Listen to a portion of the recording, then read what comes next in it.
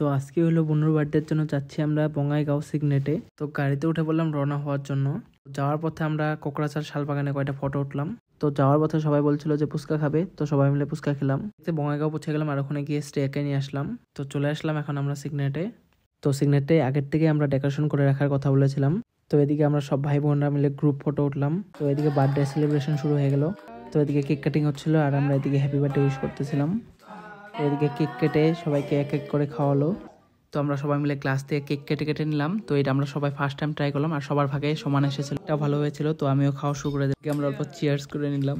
তারপর আমরা অল্প লিপ দিয়ে গিয়ে সুইমিং পুলের ওদিক দিয়ে ঘুরে আসলাম। তো খাওয়াও চলে আসলো। তো খেতে বসে অল্প চিল্লা হাল্লা করলাম।